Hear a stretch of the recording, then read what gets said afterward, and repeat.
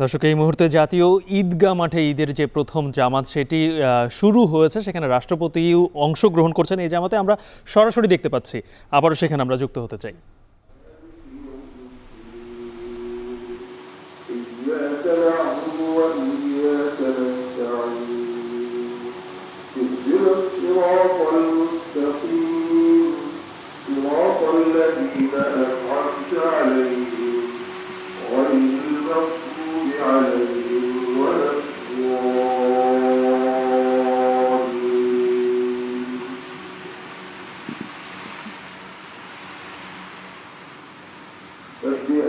ربك الأعلى الذي خلق فسوى والذي قدر فهدى والذي أخرج المرعى فجعله غثاء أحوى سنقرئك فلا تنسى إلا ما شاء الله إنه يعلم الجهر وما يخفى ونيسرك لليسرى فذكر نفعت الذكرى سيذكر من يخشى ويتجنبها الأشقى الذي يصلى النار الكبرى ثم لا يموت فيها ولا يحيا قد أفلح من تزكى وذكر اسم ربه فصلى بل تؤثرون الحياة الدنيا والآخرة خير وأبقى إن هذا لفي الصحف الأولى صحف إبراهيم وموسى الله أكبر الله أكبر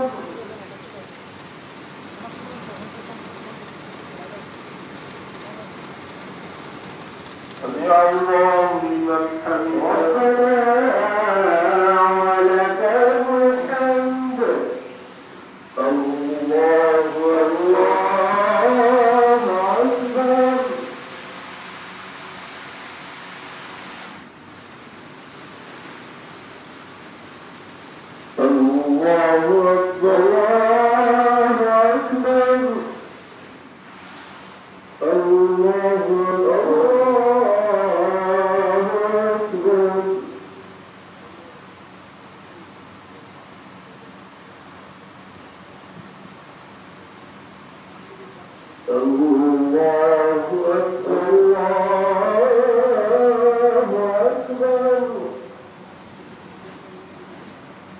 الحمد لله رب العالمين الرحمن الرحيم مالك يوم الدين إياك نعبد وإياك نستعين اهدنا الصراط المستقيم صراط الذين أنعمت عليهم غير المغضوب عليهم ولا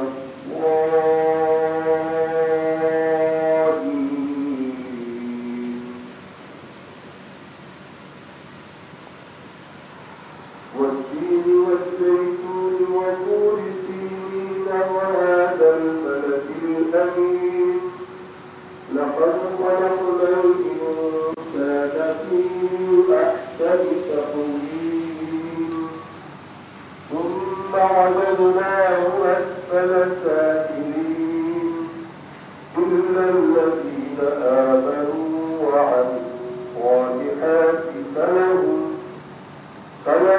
أجر غير ممنون فما يكذبك بعد بالدين أليس الله بأحكم الحاكمين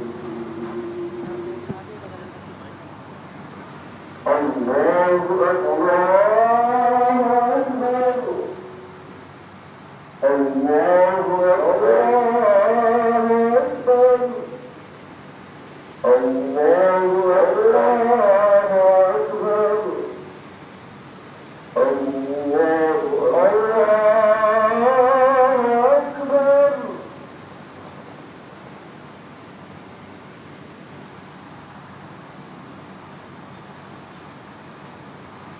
سمع الله لمن حمده ربنا ولك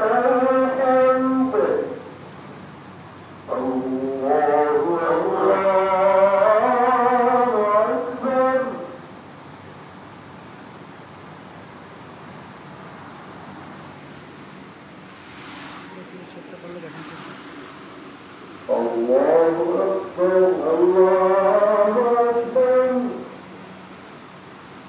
Allahu Akbar.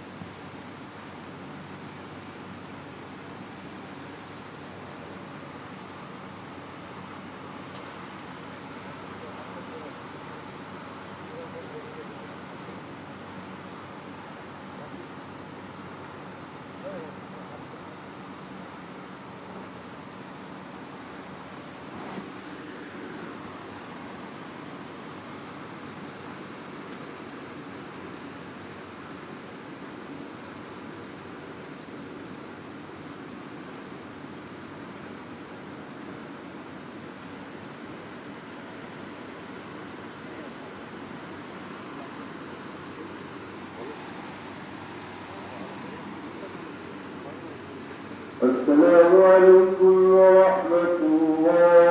السلام عليكم ورحمة الله.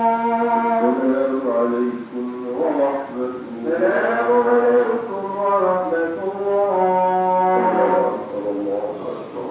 لا إله إلا الله. الله أكبر ولله.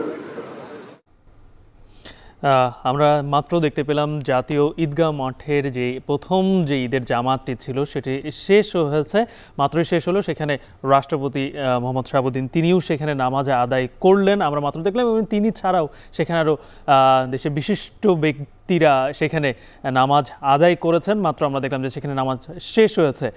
মূলত বলা চলে যে সারা দেশেই ঈদের জামাত সকাল 7টা থেকেই মূলত শুরু হয়েছে। অনেক জায়গায় 7:30টায়ও প্রথম জামাত অনুষ্ঠিত হয়েছে আমরা দেখতে পেলাম, আমরা শুনতেও পেয়েছি। আমাদের অনেক সহকর্মী সেই তথ্যই জানালেন। বিশেষ করে ময়মনসিংহে এবং চট্টগ্রামে, ময়মনসিংহে 7:30টায় নামাজ শুরু হয়েছিল, চট্টগ্রামে নামাজ শুরু হয়েছিল সকাল 7টার সময়। আমরা দেখতে পেলাম জাতীয় ঈদগাহ মাঠ, সেখানে নামাজ ছিল 7:30টায় প্রথম জামাত। এবং জাতীয় মসজিদ বাইতুল মোকাররমে সেখানে ঈদের জামাত ছিল সকাল 7টায়।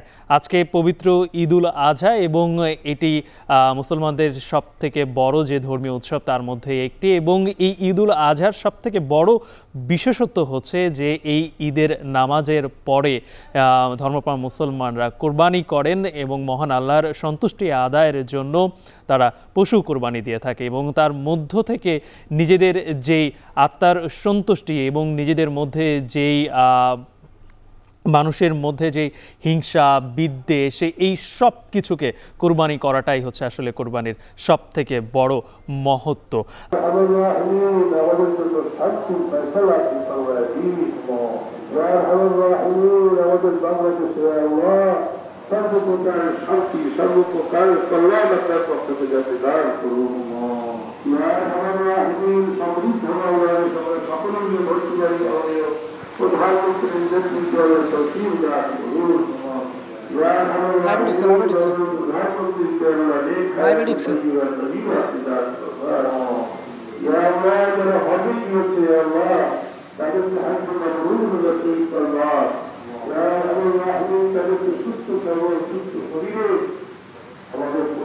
পরিবারের মধ্যে আমাদের সকলকে সমর্থন করার তৌফিক দান করুন।